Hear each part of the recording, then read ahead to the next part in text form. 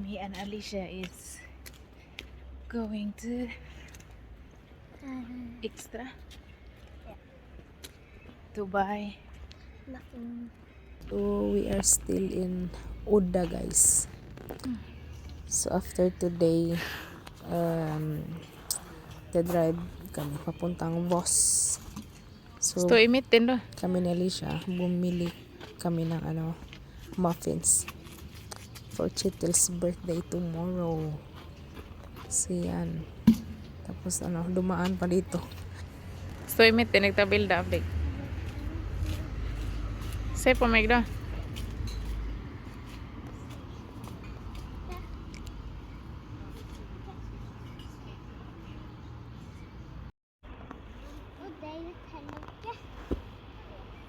It's not nice today. It's more nicer home.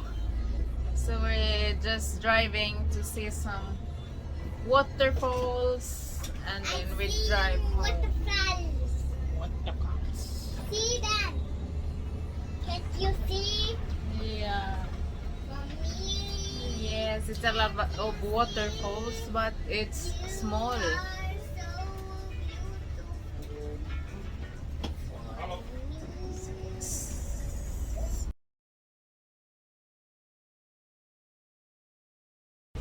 Tulog na. Boring ng weather. We are on our way to Voss. Voss? So, nasa ano kami guys?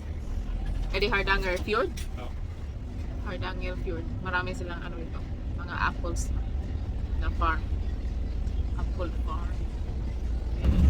Plum or apples, and then they have a lot of cherries. Cherries too. Pear. It's like a fruits farm in Hardanger.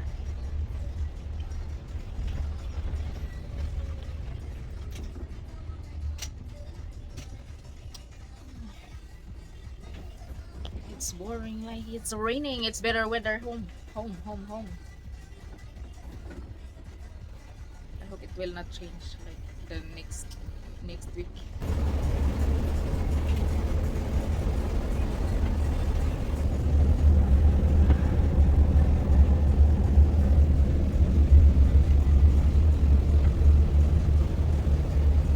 Why is just here like have farm for fruits? Det är en ny sol som kommer med mötet. Ah. Direction. Tinget. Det är riktigt. Men det är västervänt.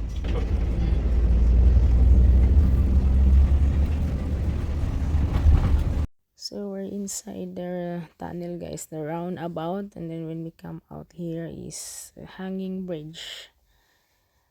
So it's really nice. Like it's kind of blue light under or inside the tunnel, this roundabout. So we're going to Voss, guys, and then home after. So this is the hanging bridge. So hindi siya klaro kasi yung front glass ng bus is may mga water droplets from the rain droplets. So yan, maganda yung nila, hanging bridge. So yung left and right sides yung daanan ng bike. At dumaan kami dito sa Tvindefossen. So this is in Voss already, guys. I think Kommune or something. So we take a look a little bit this waterfalls here before we go to the Tvindefossen, like kind of big, a lot of waterfalls in Voss.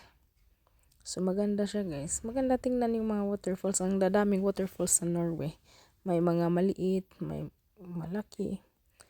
So yan, Tvindefossen. Ang ganda tingnan ng tubig, guys. So ayan, naghintay kami ni Chittil kasi nag-drive siya pababa. Tapos iikot para sasakay kami ulit. So finally guys, nakarating na kami sa sa Voss, sa Tvindefossen waterfalls. Yan, maganda guys. Hindi masyadong marami yung tubig as usual. Pero maganda.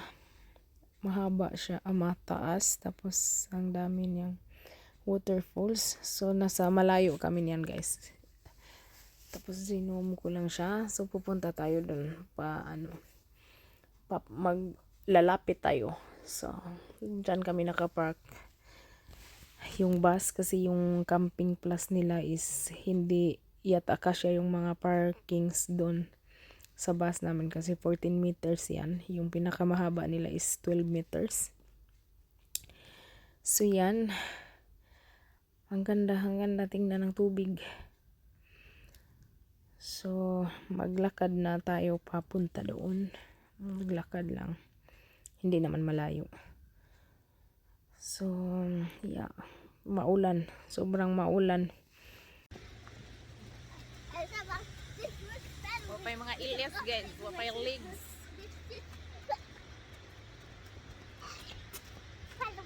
Tvindefossen.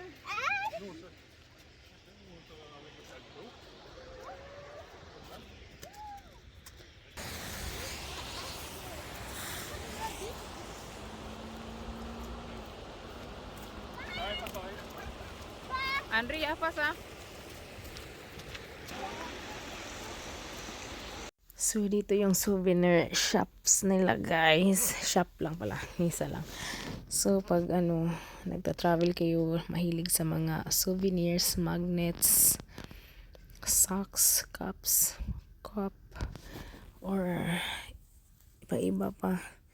So dito bibili. So madaanan mo to bago makarating sa waterfalls. So bumili tayo ng kunting magnet dito guys. So yan. Maganda din tingnan yung mga mga binebenta nilang mga magnets ba. Di ba yung mga travelers na iba, nagkukulikta sila kung saan sila nagta-travel. So diyan kayo bibili. So maulan yung weather talaga dito guys. So yeah, pero pagkatapos namin dito uuwi kami kasi mas maganda yung weather sa sa Hargison. Yan, 'di ba sobrang ganda ng waterfalls, parang ang lawak niya, ang lawak ng pinag-aagusan ng tubig ba. Tama ba yung Tagalog ko? Ayan. Pero maulan lang talaga. Tapos pero yung tubig guys, hindi siya masyadong marami that time. So late na natin to na-upload.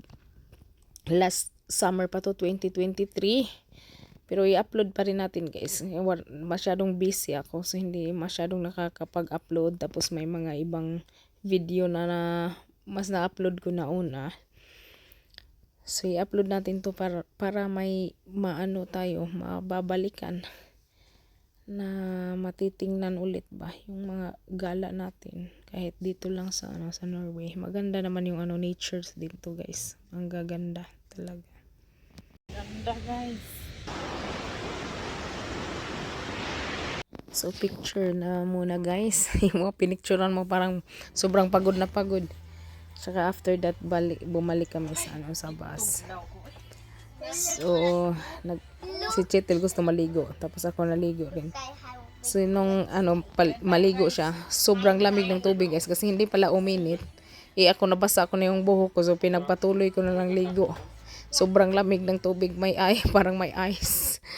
Yan, tapos kumakain kami bago kami mag-drive ulit, magbiyahe ulit. So yan, birthday kasi ni Chetel that day. July 30 yan. So yan, kumakain muna para hindi gutumin sa biyahe. Medyo malayo-layo pa yung yung biyahe. Magbabiyahe kami papuntang Bergen pero hindi na kami dadaan sa sentro nila. Tapos magbabarge kami. My Tvindefossen, we're going home. We're gonna drive to Like Bergen. Mama. No, let's drive down the way. We should we're supposed to go to Yailo, but the weather isn't nice, guys. It's more nicer home, so it's boring Can you to help? driving around when Can it's you raining. It's not I fun. can hold it. Hmm? I can hold it. You can hold it. Okay, sa'yo? This Clear? guy here, this guy clear. Clear. Nej, kan du rensa den? I love everybody. I want to be honest. I love everybody. I love myself. I love my family. And I love my sister. And I love my dad. And I love my mommy. And I love my home. And I love my bus. I love Beef? I love my hair. I love Beef? my dots. Ah, beef. I thought beef. Huh? Beef? I love my eyelashes. Eyelashes to me like.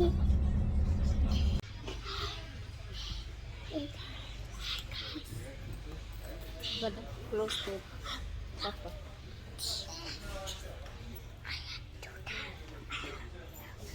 Guys, balik na lang sa bus.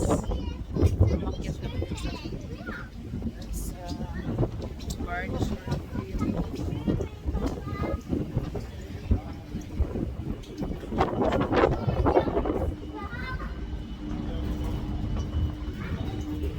Wala.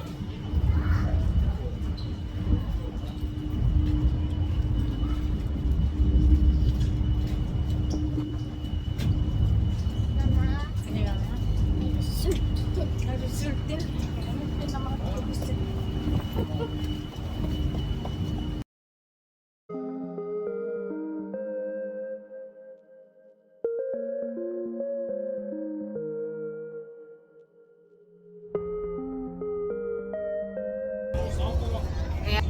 So guys, we're soon in stored. Going home.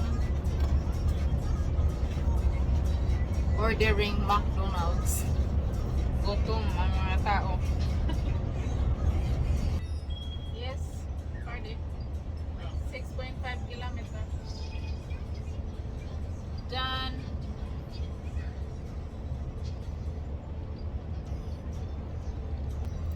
How are you girls? Mas maganda yung weather dito guys. May init na. Dun sa pinuntahan natin ano.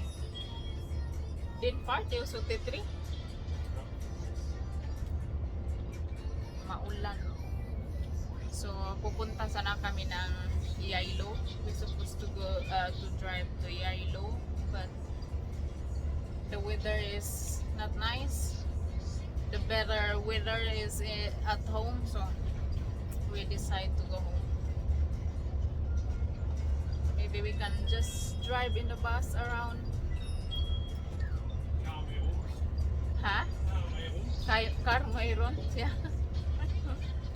Yeah. Free camping.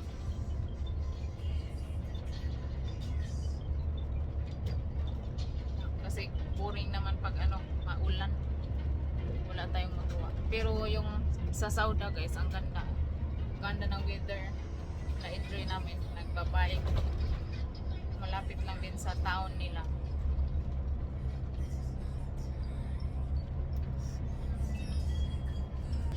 So, enjoy natin yung ano. Next week is last week ng aming holiday. For 3 weeks and then back to work tayo guys.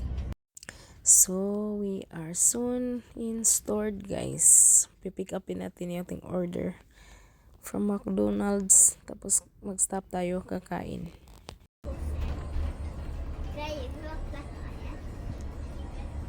How many hours to Kristiansand? 6 hours? Husker ikke, det var långt.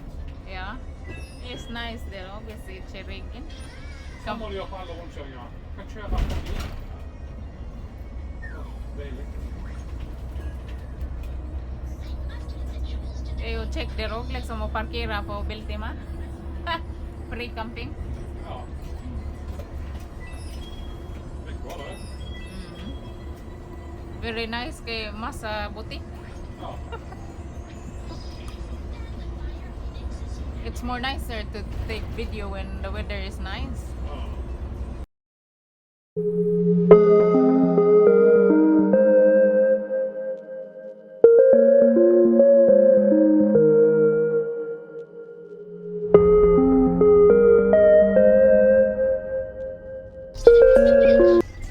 So bilis lang guys.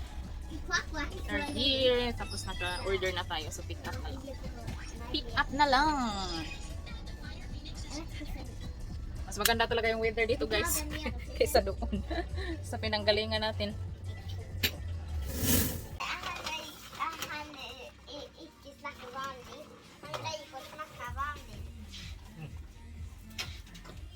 Popcorn och sånt va?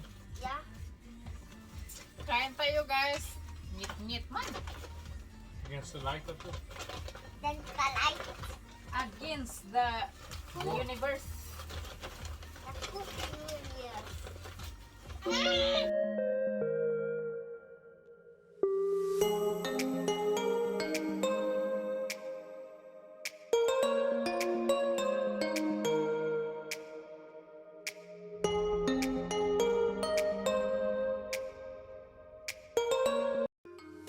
So it is another hanging bridge guys installed. So we're really going home after stored Sveio, also Hargison, and then home. And maganda yung hanging bridge guys. Ganda tingnan. Pero nakakatakot din no. Baka may biglang bumagsak sa bako lang. Advance mag-isip. So home sweet home na kami guys. Our own place. Thank you guys for watching. Please like, share, and subscribe. Nebo Family. family vlog. Be safe everyone. Bye. Bye.